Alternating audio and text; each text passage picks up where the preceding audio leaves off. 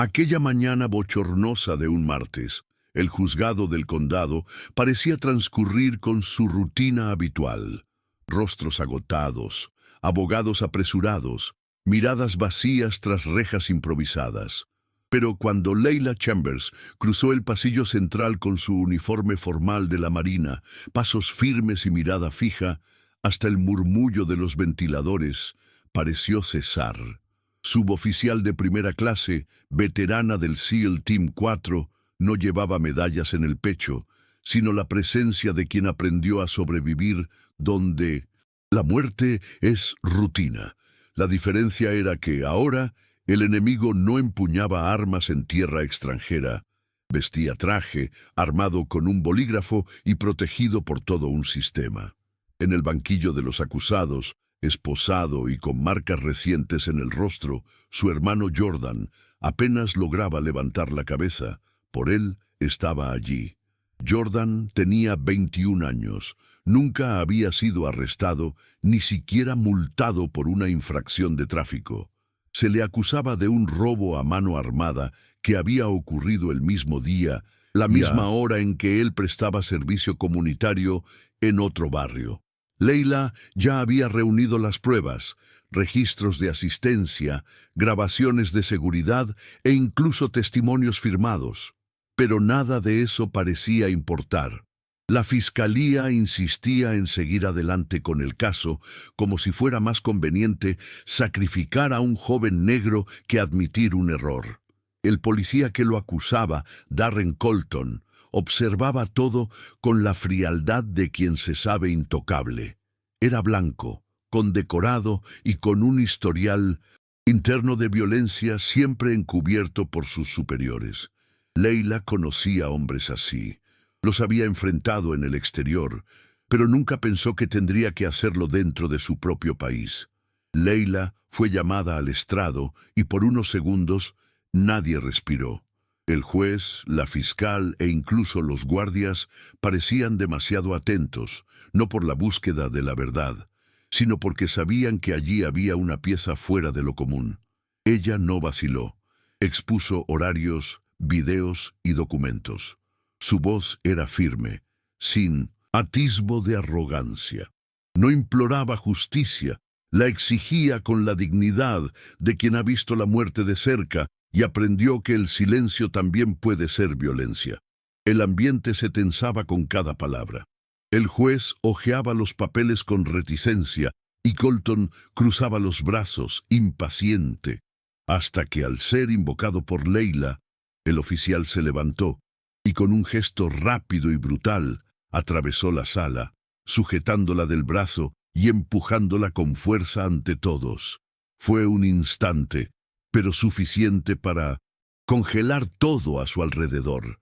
El impacto físico ni siquiera fue lo peor. Leila había soportado dolores mayores y fracturas más graves. Lo que la paralizó fue la frialdad en sus ojos.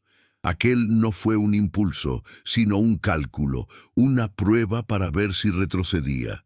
Pero allí, en el suelo, frente a todo un tribunal, Leila no dudó. Se incorporó erguida, miró al juez y sin alzar la voz dijo: «Este hombre debe ser retirado de la sala ahora». El juez titubeó. La fiscal fingió revisar sus anotaciones. ¿Los guardias? Nada. Comprendió en ese instante que el sistema no estaba fallando, sino funcionando tal como había sido diseñado. Pero Leila también. Y si aquel espacio no la quería como testigo, ella sabría cómo actuar como combatiente. El juego había cambiado. Al salir del tribunal ese día, con la camisa todavía arrugada por la agresión, Leila advirtió miradas extrañas en el vestíbulo, no de indignación, sino de miedo. No miedo a ella, sino a lo que pudiera exponer. En el estacionamiento, un hombre de traje gris, con placa de la oficina del sheriff, se acercó y le preguntó si estaba bien, con un tono forzado de simpatía. Leila asintió y subió al coche. Al llegar a casa, encendió el ordenador militar que guardaba para emergencias y accedió a los sistemas internos. Era arriesgado, pero necesario. En 20 minutos encontró lo que buscaba: registros de denuncias antiguas contra el oficial Colton, archivadas como inconclusas. Incluían nombres de víctimas, fechas y patrones. Pero lo que más la conmocionó fue el informe del propio juzgado. El video de la audiencia había sido borrado de los servidores en menos de 2 horas. Ahí comenzó la guerra de verdad. Leila empleó protocolos de acceso avanzado aprendidos en operaciones clandestinas. Se conectó a servidores ocultos, rastreó copias de seguridad y recuperó archivos cifrados. Entre las grabaciones halló el momento exacto en que Colton la empujaba, captado por 2 cámaras distintas con audio nítido. Sabía que demostrar el ataque no bastaba. Tenía que ir más allá, mostrar el sistema en acción, o mejor dicho, protegiendo a sus propios verdugos. Contactó a Laya Banks, una periodista de investigación conocida por su valentía y la cantidad de enemigos que había cosechado. Leila no buscaba fama, sino impacto y ruido mediático, y Laya era experta en eso. Menos de 24 horas después, habían diseñado un plan. Emitir los videos en directo, sincronizados en múltiples redes, con pruebas cruzadas, entrevistas y dosieres. Sin aviso, sin margen para el encubrimiento. La transmisión tuvo lugar un jueves por la noche, cuando la audiencia en línea alcanza su pico. A las 20:00 en punto, apareció el rostro de Laya en pantalla con una introducción breve, directa y casi fría. Y luego llegaron los videos. La agresión en el tribunal, el historial de denuncias contra Colton, los registros de manipulación de pruebas y capturas de correos internos que sugerían que alguien debería encargarse de esto discretamente. En minutos, las redes estallaron. La etiqueta Justicia por Jordan se convirtió en trending topic. Celebridades, activistas y juristas comentaban sin parar. Pero lo más poderoso fue el silencio tenso del propio Estado. Ninguna nota oficial, ninguna declaración, solo el sonido del pánico burocrático tras bambalinas. Leila observaba la reacción pública con la misma frialdad de sus operaciones de guerra. Sabía que aquello era solo la primera fase. A la madrugada siguiente, mientras Leila y Laya ajustaban los informes, la puerta del apartamento fue derribada. 3 hombres encapuchados entraron armados y en silencio, sin saber con quién se enfrentaban. Leila había dormido con las botas puestas y una daga al alcance de la mano. En segundos derribó al primero con un golpe seco en la garganta, desarmó al segundo con una torsión de muñeca y obligó al tercero a retroceder apuntándole con el arma a su pecho. Todo sin un grito. Cuando llegó la policía, los agresores estaban inmovilizados. Uno de ellos incluso lloraba. Leila no dijo nada. Solo enseñó las grabaciones de la cámara de seguridad y entregó a los invasores con la misma firmeza con que se entregarían prisioneros de guerra. Sabía lo que aquello significaba. El sistema intentaba protegerse, pero ella también sabía cómo sobrevivir y contraatacar. El intento de intimidación solo fortaleció la causa. Días después, medios nacionales empezaron a investigar el pasado de Colton y de otros policías vinculados al caso. Descubrieron un patrón de conducta y un círculo de protección institucional que involucraba fiscales, jefes de policía e incluso jueces. Finalmente, Jordan fue nuevamente citado al tribunal, esta vez con un nuevo fiscal y un juez suplente tras la solicitud de recusación de los titulares. Leila asistió de pie, al fondo, sin uniforme y sin hacer alarde. Cuando el fiscal anunció la retirada de todos los cargos, Jordan se derrumbó.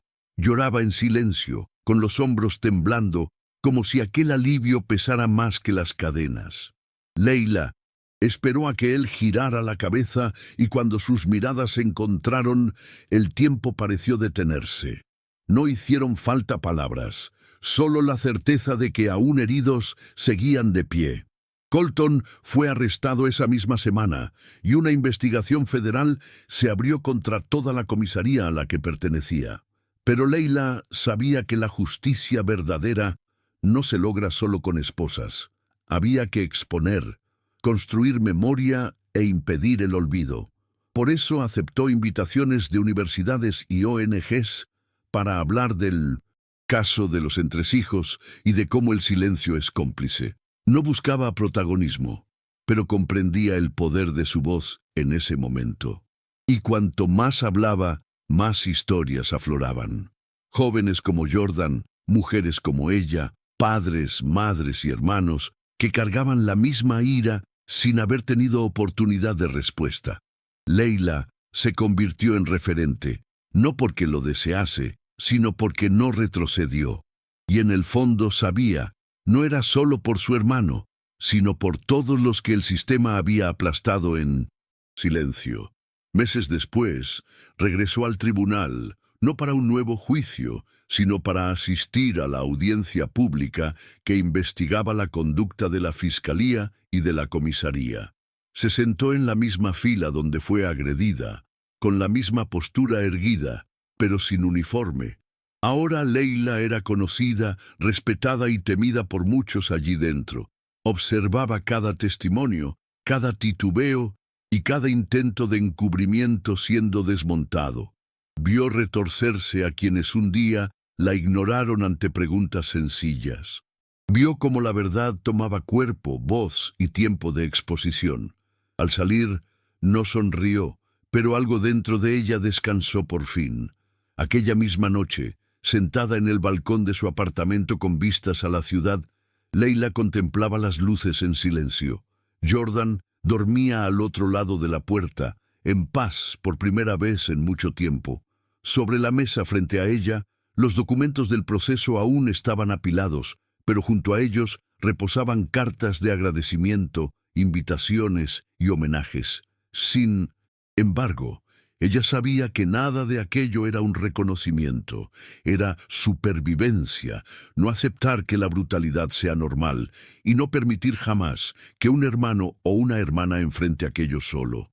Al alzar la vista hacia el cielo despejado, pensó en quienes vinieron antes, los que no tenían cámara, uniforme ni voz. Aquella victoria no fue solo de ellos, sino de todos los silenciados. Y por eso, esa noche, Leila no lloró. Simplemente respiró hondo, consciente de que, aunque cansada, seguiría luchando